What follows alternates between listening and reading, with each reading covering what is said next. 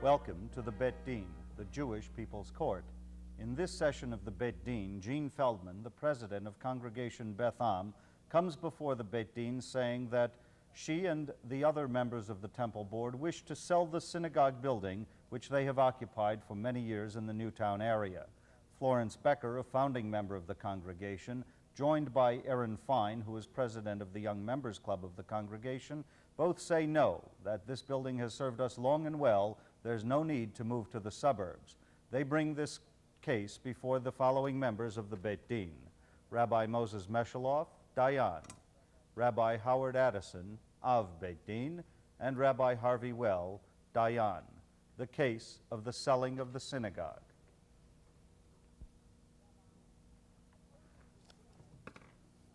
Rabbis, opposing the sale of the synagogue are Florence Becker, a long-standing member of the congregation Beth Am, and Aaron Fine, president of the Young Couples Club of the congregation.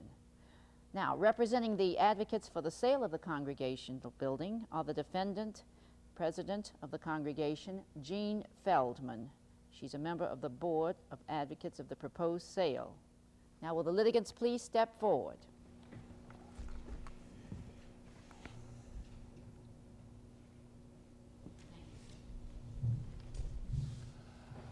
We welcome you today to the Bet Din and commend you for bringing this case to our attention and to our consideration.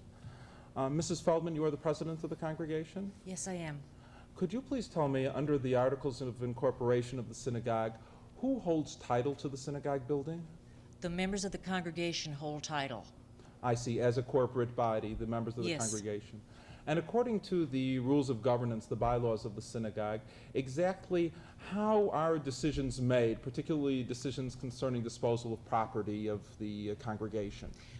These matters are handled by the board. The board is elected by the members of the congregation. I see, and this takes place at an annual election? Semi. Semi-annual, Yes, so sir. every 6 months, then the board, it changes membership. That is correct. Yes, Mrs. Becker, could you please tell me exactly how many members of the congregation now live in the area of the synagogue? I don't have that information at hand, but we have a vast membership that's very active and participating and feels that the congregation is an important part of their lives. Mm-hmm. And these members want the synagogue to remain in its present location?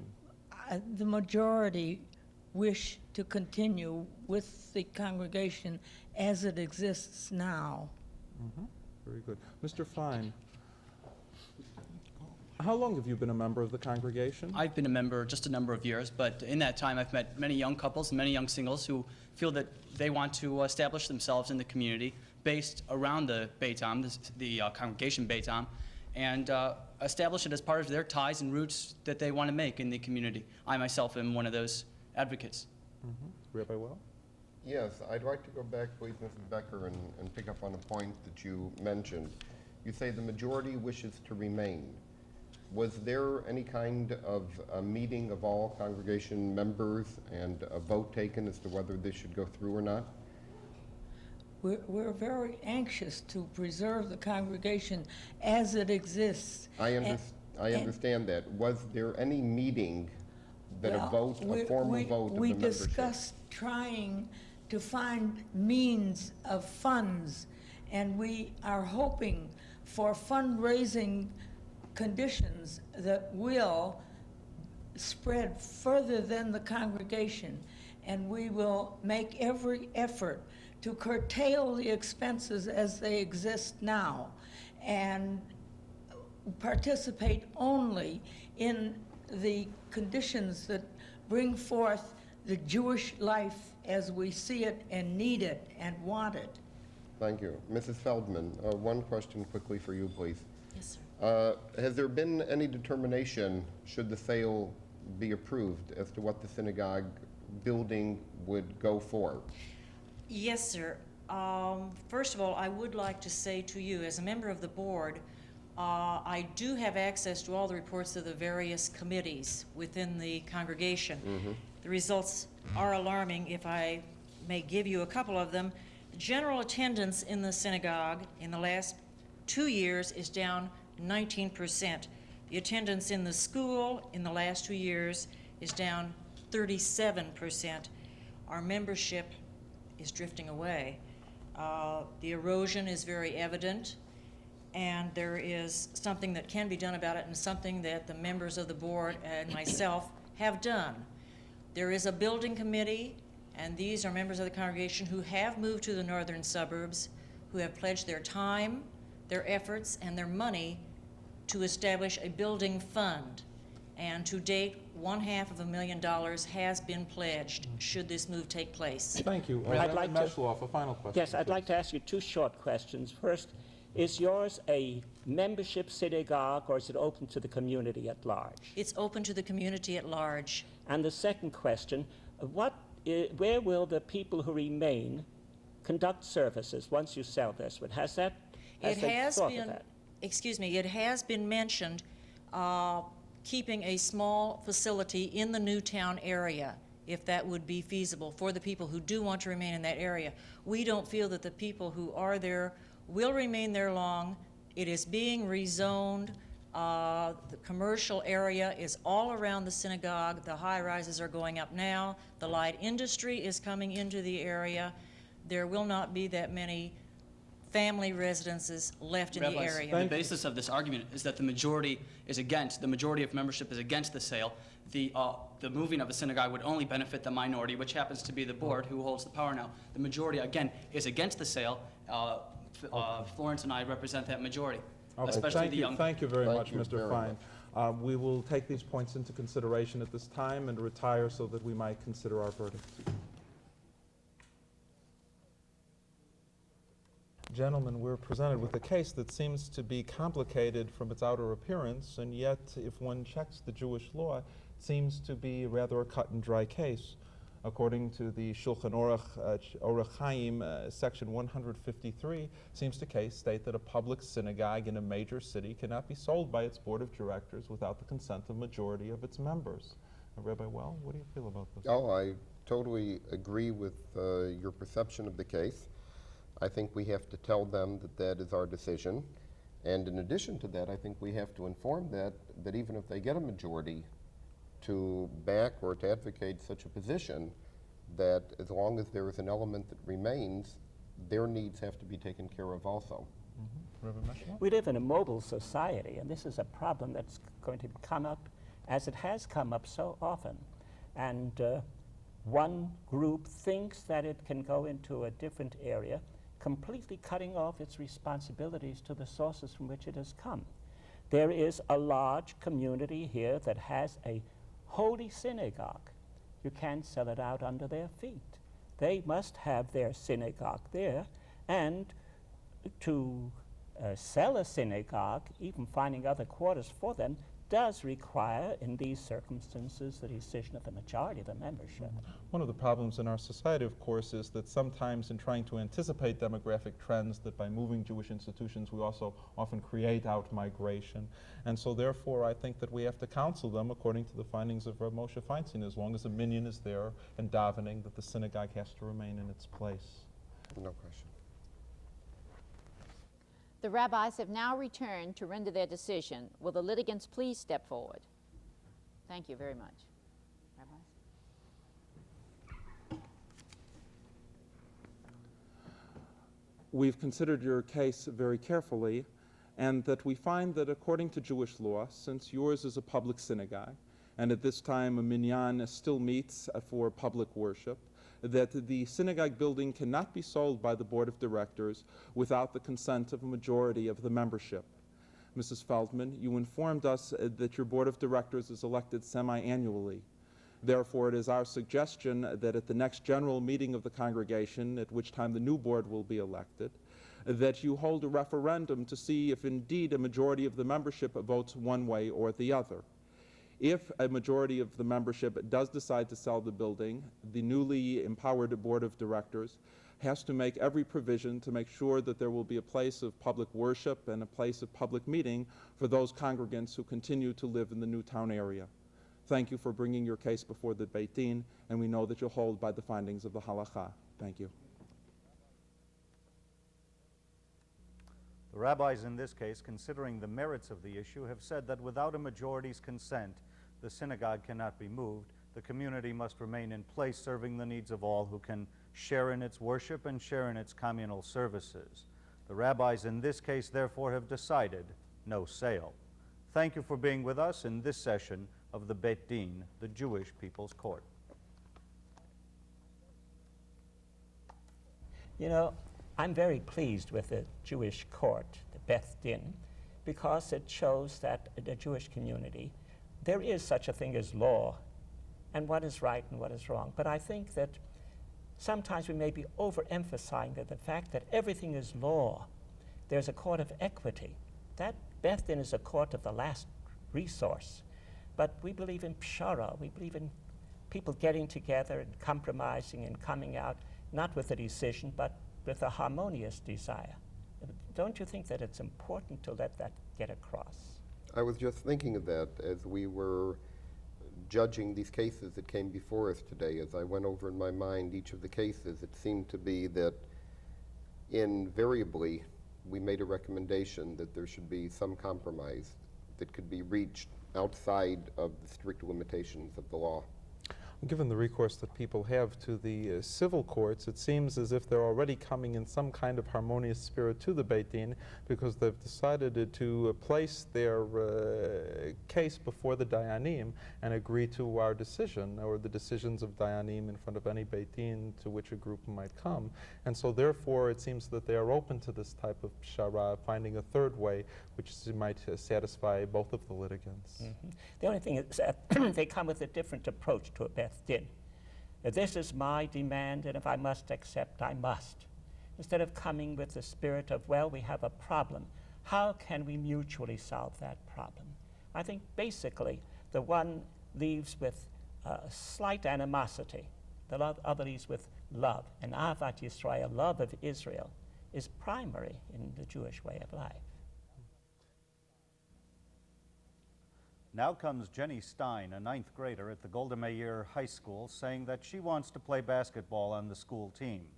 Principal of the school, Harold Silverman, says, "You can't play basketball. Our team is all boys, and it would violate a sense of seemliness and modesty in our school."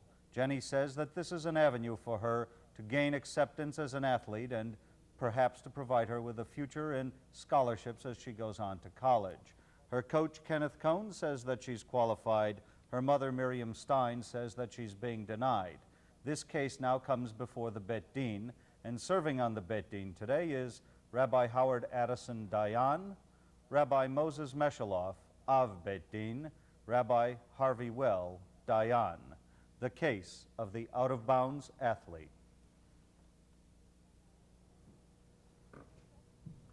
Rabbis, protesting the decision by the school regarding her eligibility to play basketball is the young plaintiff, Jenny Stein, a freshman at the Golda Meir High School. Appearing on behalf of Jenny and in support of her are her mother, Miriam Stein, and the school basketball coach, Kenneth Cohen. Defending the school's position is the principal, Mr. Harold Silverman. Will the litigants please step forward? Thank you.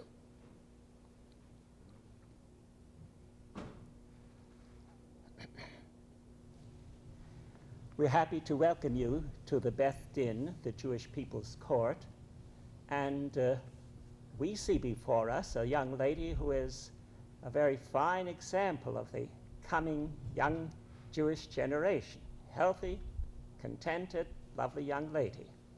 I want to compliment the principal, Mr. Silverman, on the sort of curriculum that you have that recognizes the importance of exercise and sports in the rounded education and development of the young students.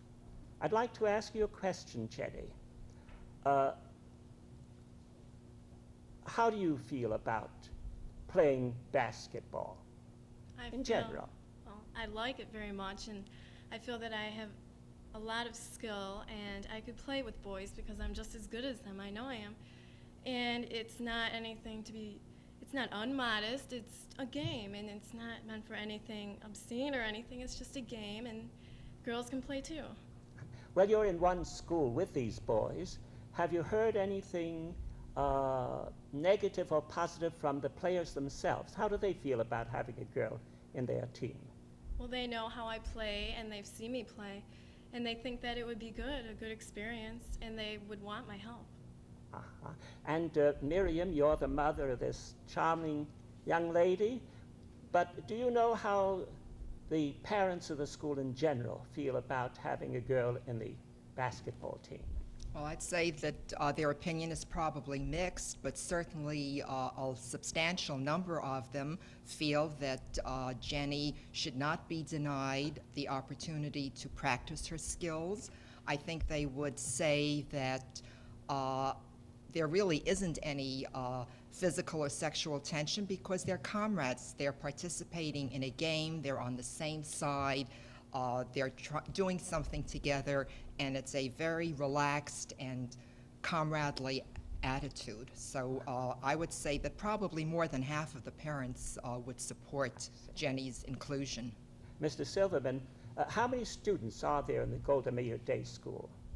Oh, I would say about 200. About 200. Ken, is there a possibility of having an all-girl basketball team? We would be more than happy to go towards that end. However, we have never involved ourselves or never had the request for it. We have at the school a basketball team. No boys basketball team, no girls basketball team. It is not stated anywhere.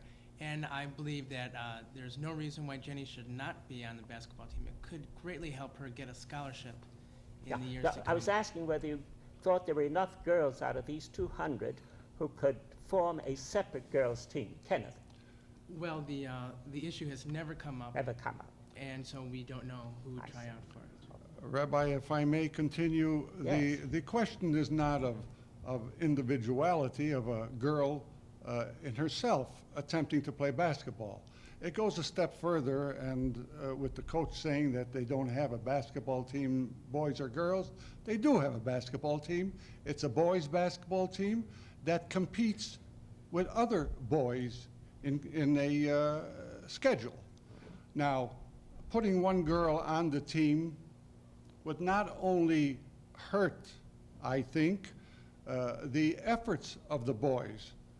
As a young man, I played basketball, and knowing what it is, you must realize that basketball in itself, maybe unlike other sports, is primarily a constantly contact sport. Now, I think that the boys themselves would be a little reluctant, not knowing they're doing it, but be reluctant to get involved with any severe action where the girl would be involved. Thereby, I think it would hurt their game. Rabbi Addison? Yes, Jenny, where do you play basketball presently? In the Park District team, I see. So there is then a league in which you do compete at this time. yes. Do college coaches come and observe your games as well as those of the games that take place in the various school leagues in your city? No, that's a main reason why I would like to play in the high school team, because I think it's important that I get a scholarship in a sport which I can do very well in, because there's other things I want to do in life, and since my mother is supporting me just by herself, and her father has passed away 3 years ago, and he was not covered for life insurance, it's very important for me to get a scholarship so I can go to a good school and pursue my education in which I want to do, which is right now medicine. I want to be a psychiatrist, and I need something else to help me get through because my mother, is working very hard right now. Yes, Mr. Silverman, you seem to indicate in your comments that the reason that you didn't want Jenny to participate in a basketball team was due to some kind of a physical danger. Yes, Did I that is understand you definitely, correctly? that is part of it, Rabbi. Could you give me the other part? Well, the other part is that it's a type of a situation with a girl playing with a number of boys. Take, for instance, the opposing teams.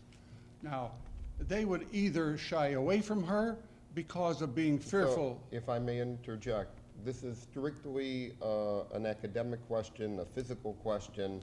That's how you and the school or the administration view it? Well, it's also a fact that we are concerned about her getting hurt playing against boys, because it's well known that Let me redirect the question, if I may, very quickly. Is there any religious standards or guidelines that your school has? If you could just answer that yes, within yes, one it or is. two words. We appreciate that because of the religious aspect also, that boys and girls do not compete together. Well, we have a case of conflicting points of view and approaches to a very popular sport.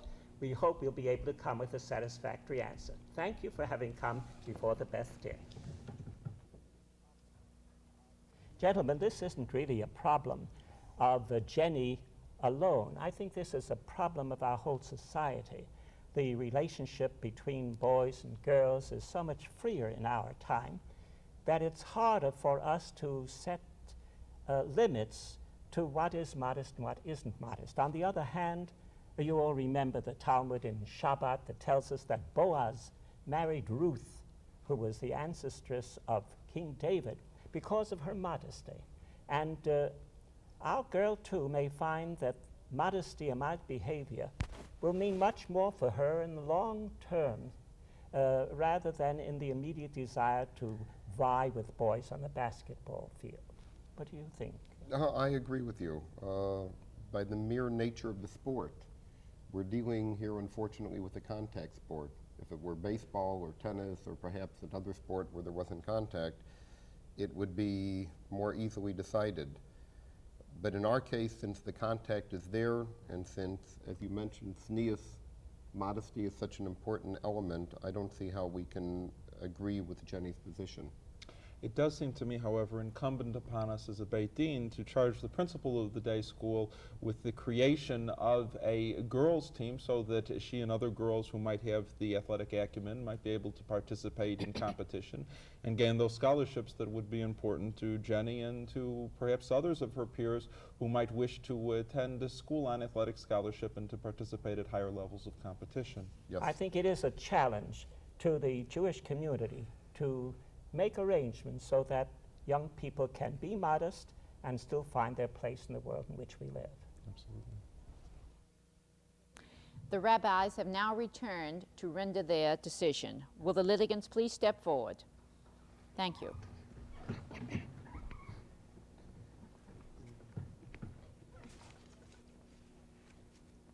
We have studied your problem and find that it is a very new one. Girls in sports are rather new phenomenon, and yet boys and girls have been different since Adam and Eve. So we have a problem not alone of what Jenny is to do with herself, but what the school shall do in this condition and position. According to the principal, the day school has standards of what we call in Hebrew tzniut, or modesty, which are basic to our religious faith and practice. And a contact sport such as basketball can lead to many infringements, unintentional, of course, in that area. Therefore, we feel that the school does have a right to say that in contact sports, they should be either all girl or all boy. We're, of course, in no position to say whether Jenny, who looks like a perfectly healthy young lady, is physically the same as the boys or perhaps superior. But what we do say is, Jenny, you have a long life before you. You want to become a psychiatrist. You're going to want to be married. And the economic problems are such that they may be solved in other ways within the limits of the school. The real challenge, I think, is to Kenneth Cohen to find the possibility for this outstanding young lady to advance in the field of sports without impinging upon the modesty that is essential in Jewish life and is a basic policy of the daily school. So we do hope that we can have a good girls' team and that you will be the leader of that team and lead them on to success. We're glad that you have come, And we hope that our decision has helped lighten the situation. Supportive as its attitude is, the Beit Din in this case found in favor of the school and its principal, Mr. Harold Silverman. Jenny, the out-of-bounds athlete, unfortunately in this case must remain on the sidelines while the coach finds an opportunity to create a team for her and for other girls who may be interested in playing. Thank you for being with us in this session of the Beit Din, the Jewish People's Court.